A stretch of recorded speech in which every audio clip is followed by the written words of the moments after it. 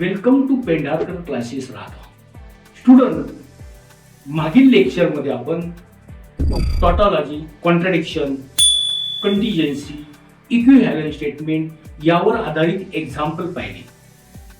या लेक्चर्समध्ये आपण quantifier, types of quantifier, converse, inverse, contrapositive, rules of negative याच्या डेफिनेशन समजून घेणार आहोत. तर आपण आता क्वांटिफायरचे प्रकार पाहणार आहोत. क्वांटिफायर म्हणजे काय? Now see the quantifier. या क्वांटिफायर्स मध्ये एकूण दोन प्रकार येतात. क्वांटिफायर्स मध्ये एकंदरीत दोन प्रकार येतात. एक युनिव्हर्सल क्वांटिफायर आणि दुसरा जो आहे तो एक्झिस्टियल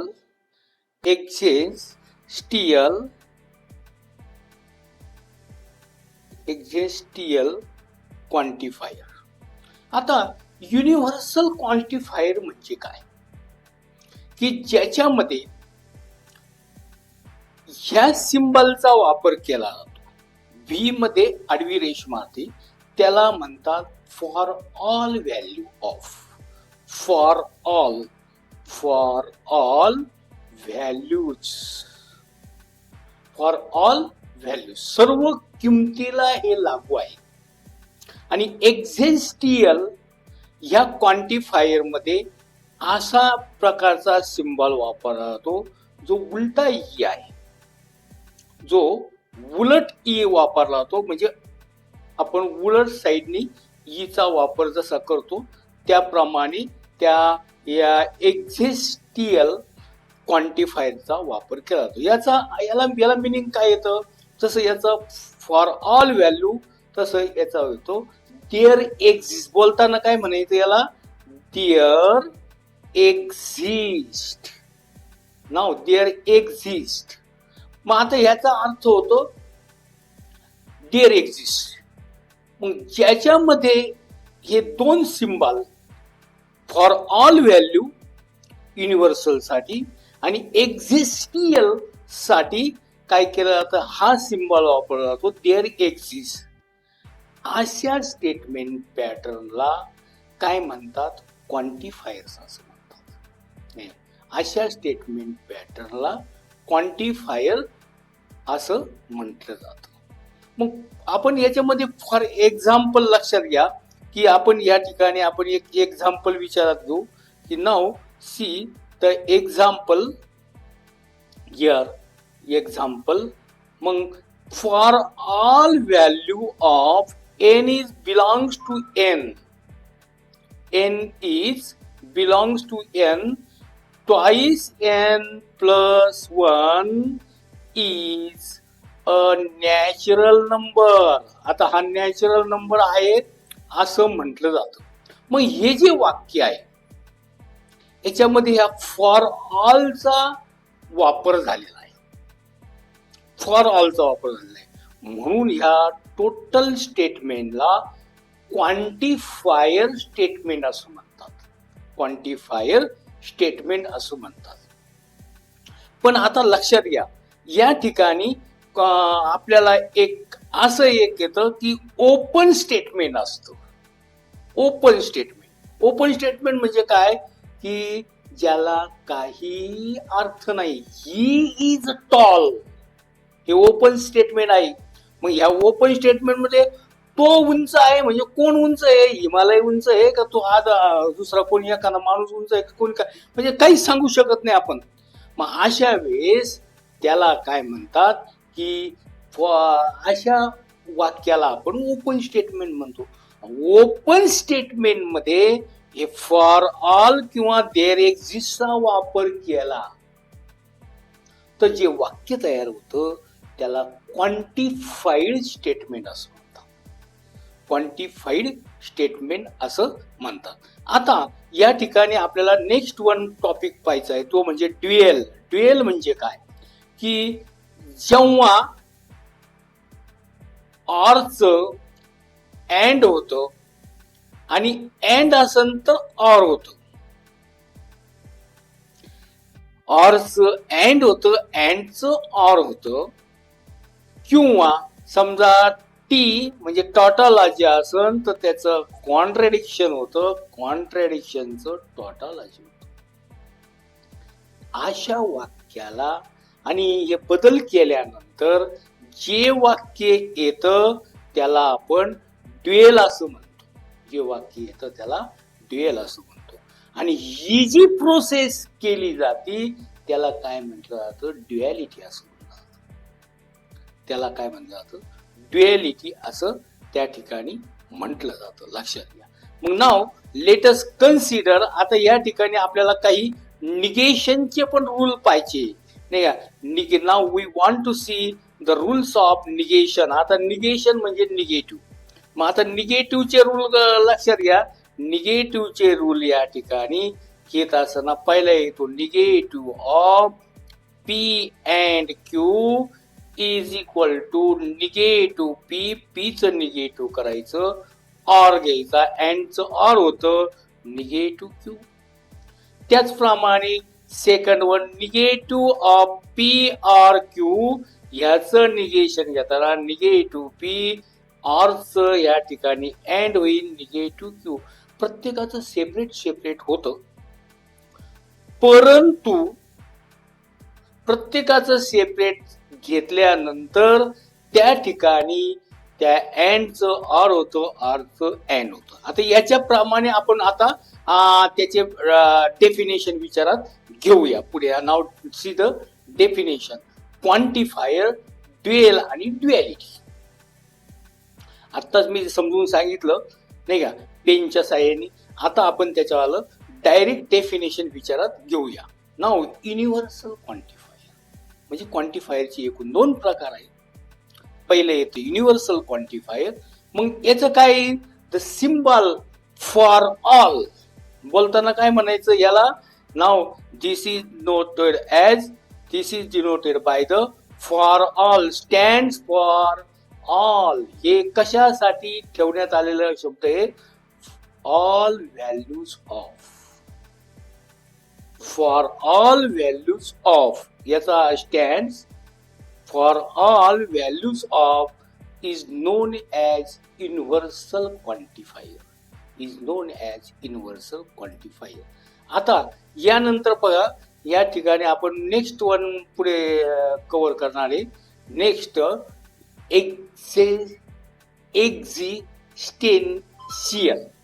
एक्झिस्टेन्शियल क्वांटिफायर. आता the symbol there exist, the symbol there exist, for there exist याचा अर्थ काय होतो? For there exist is known as existential quantifier. Existential quantifier असं म्हटलं जातं. नाव आता क्वांटिफाईड स्टेटमेंट म्हणजे काय? क्वांटिफाईड स्टेटमेंट म्हणजे काय की जर ओपन स्टेटमेंट असेल आणि त्याच्यामध्ये हे सिम्बॉल वापरले गेले, कोणते? फॉर ऑल किंवा देअर एक्झिस्ट हे सिम्बॉल वापरले गेले तर त्याला आपण जे वाक्य तयार होतं that statement is known as quantified statement. Now see an open sentence. आपण इथं काय घेतलं? सेंटेन्स घेतलं. An open sentence with quantifier become a statement. ते स्टेटमेंट तयार होतं. सेंटेन्सचं रूपांतर स्टेटमेंट मध्ये होतं. Become a statement and is known as quantified statement. त्याला आपण क्वांटिफाईड स्टेटमेंट असं म्हणतो. नाव ड्युएल अँड ड्युएलिटी. ड्युएल म्हणजे काय?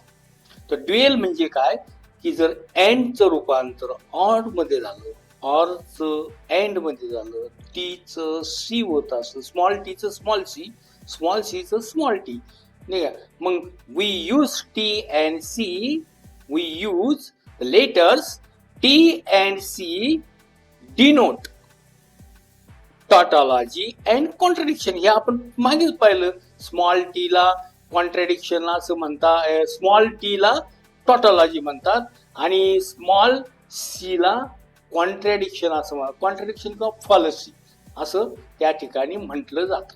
मग आता या ठिकाणी लक्षात घ्या, मग आपण पुढे घेणार, if two statement contain logical connectives or and T and C, T आणि C यासारखे लॉजिकल कनेक्टिव्ह असतात, then they are said to be dual of each other, त्यांना एकमेकाचे ड्युएल असं म्हणतात.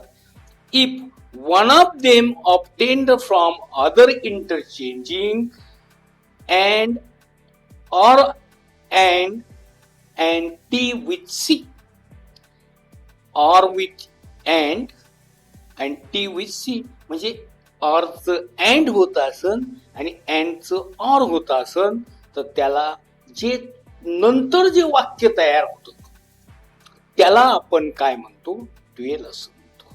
आणि ही प्रोसेस जी द प्रोसेस ऑफ ड्युएल, ही जी प्रोसेस करतोय आपण यालाच काय म्हटलं जातं, ड्युएलिटी असं म्हटलं जातं. It is called as a duality. The process of doing the dual is known as duality, is known as duality. Duality म्हणजे निगेटिव्ह नाही, लक्षात घ्या. बरेच मुलं निगेटिव्हचं पॉझिटिव्ह करतात, नाही, चुकलं ते. निगेटिव्हचं हे विरुद्ध घ्यायचंय, पण फक्त दोनच, ऑरचं अँड किंवा अँडचं ऑर, ते एकच झालं. ते टीचं सी आणि सीचं टी, म्हणजे एकंदरीत दोन आहे. तसं पाहायला गेलं तर स्प्लिट जर केलं तर ते 4 होते. लक्षात घ्या, हे 4 बदल आपल्याला करावं लागतात, बाकीचे बदल करायचे नाहीत, लक्षात घ्या. नाव द नेक्स्ट, आता कॉन्व्हर्स, इनव्हर्स, कॉन्ट्रापॉझिटिव्ह. कॉन्व्हर्स म्हणजे काय, इनव्हर्स म्हणजे काय आणि कॉन्ट्रापॉझिटिव्ह म्हणजे काय. Now let us consider converse. Converse म्हणजे काय, पी इम्प्लाय क्यू, हे कंडिशनल स्टेटमेंट आहे. याचं जर उलट लिहिलं आपण, पी इम्प्लाय क्यूच्या ऐवजी क्यू इम्प्लाय पी केलं तर that is called as a converse of the statement. The given statement pattern P implies Q when written in the form of Q implies P, then it is called as a converse of the given statement. मग दिलेल्या स्टेटमेंटचं त्याला काय म्हटलं जातं, converse असं म्हटलं जातं. नाव the next, inverse म्हणजे काय. आता इनव्हर्स म्हणजे निगेटिव्ह. मग दिलेलं स्टेटमेंट समजा P implies Q, हे आपण negative P implies negative Q असं जर लिहिलं तर त्याला इनव्हर्स असं म्हटलं जातं. मग त्याची डेफिनेशन बघा, the given statement pattern P implies Q when written in the form of negative P implies negative Q या फॉर्म मध्ये लिहिलं जातं. It is called inverse of the given statement. आता याच्यापेक्षा पुढे कॉन्ट्रापॉझिटिव्ह. कॉन्ट्रापॉझिटिव्ह मध्ये विरुद्ध पण घ्यायचं, जसं आपण वरती पाहिलं कॉन्व्हर्स, पी इम्प्लाय क्यूच्या अपोजिट काय येतं, क्यू इम्प्लाय पी. विरुद्ध पण घ्यायचं आणि निगेटिव्ह पण घ्यायचं, दोन्ही पण, म्हणजे कॉन्व्हर्स प्लस इनव्हर्स बरोबर कॉन्ट्रापॉझिटिव्ह. मग कॉन्ट्रापॉझिटिव्हची डेफिनेशन लक्षात घ्या, the given statement pattern when P implies Q when written in the form of Q implies P, then it is called contrapositive of the given statement. दिलेल्या स्टेटमेंटचा आपण contrapositive असं म्हणतो. मग आता यानंतरची पुढची थेअरी जी आहे ती निगेटिव्हची, सगळ्यात इम्पॉर्टंट, लक्षात घ्या. Negative, rules of negative. Negative किंवा निगेशन, लॉजिक मध्ये त्याला निगेशन म्हणतात, ऍक्च्युअली ते निगेटिव्ह नाही. मग आत्ताच आपण त्या सांगितलं मी तुम्हाला, negative p imply and q is equal to negative p or negative q. अँडचं ऑर होतं, प्रत्येकाचे निगेटिव्ह होतात. अँडचं ऑर होतं, प्रत्येकाचं निगेटिव्ह होतं. Now let us consider the next negative of p or Q. मग हा मध्ये जाताना काय निगेटिव्ह पी निगेटिव्ह क्यू, पण ह्या ऑरचं रूपांतर कशामध्ये झालं, अँड मध्ये झालं. ऑरचं रूपांतर अँड. आता तुम्ही काय म्हणशाल की सर माग आपण निगेटिव्ह पाहिले नॉटने जोडायचे, पण ते सिंगल वाक्याचे होते. It is raining, it is not raining, विषय मिटला. पण इथं दोन वाक्य पी आणि क्यू, त्यावेळेस हे रूल वापरायचे, लक्षात घ्या. नव्हतं तिसरं निगेटिव्ह पी इम्प्लाइज क्यू. आता ह्या ठिकाणी काय होतं, इम्प्लाय जर आलं, इम्प्लाय म्हणजे काय, इफ देनचा वापर झाला तर त्याला इम्प्लाय म्हणतो. तर त्यावेळेस पी आहे तसं, पहिलं वाक्य आहे तसं, अँड इम्प्लायचं काय होतं, अँड होतं. म्हणजे इफ देन काढून टाकायचा, त्याच्याऐवजी अँड घ्यायचा, अँड क्यूचा निगेटिव्ह. आता हे एकाच बाजूने त्याला आपण काय म्हणतो, इम्प्लाय. पण दोन्ही बाजूने जर असेल तर मग हे पहिलं अँड करून किंवा आपण ऑर करून दुसरं कसं याच्या उलट लिहायचं नाही का. मग आता हे लक्षात घ्या. नेक्स्ट वन आपण याप्रमाणे लिहिलं, डबल इम्प्लाय. आता बघा वरचं वाक्य खाली आहे तसंच, म्हणजे हे इम्प्लाय साठी एका बाजूने, हा, आणि मागं जायचंय म्हणजे ऑर. ऑर मग काही क्यू आहे तसाच पीचा निगेटिव्ह, क्यू आहे तसाच पीचा निगेटिव्ह, ऑरने जोडायचे. मात्र ध्यान घ्या. Now next one to make negative. आता काही वाक्य असतात त्यांचं निगेटिव्ह जर करायचं असेल तर ग्रेटर दॅन असेल तर त्याचं लेस दॅन इक्वल टू होतं, लेस दॅन असेल तर त्याचं ग्रेटर दॅन इक्वल टू होतो. ऑल बिकम सम, ऑल असेल तर सम होईल आणि सम असेल तर ऑल होईल. फॉर ऑल असेल, फॉर ऑल असेल तर देअर एक्झिस्ट होईल, देअर एक्झिस्ट असेल तर फॉर ऑल होईल, आणि इक्वल असेल तर नॉट इक्वल होईल, या नॉट इक्वल असेल तर इक्वल. याचे उलट पालट होतं बरं का, लक्षात घ्या. ऑलचं सम, समचं ऑल, फॉर ऑलचं देअर एक्झिस्ट आणि देअर एक्झिस्ट फॉर ऑल. इथं इक्वलचं नॉट इक्वल, नॉट इक्वल असेल तर इक्वल करायचं. तर अशा पद्धतीने आपण याचे निगेटिव्हचे ऍप्लिकेशन केले. तर आपण या लेक्चरमध्ये क्वांटिफायर, त्याच्या types, converse, inverse, contrapositive, duality आणि रूल्स ऑफ निगेटिव्ह पाहिले. जर ते तुम्हाला आवडले असेल तर तुम्ही लाईक करा, शेअर करा आणि आपल्या समस्या कॉमेंट बॉक्समध्ये सांगा.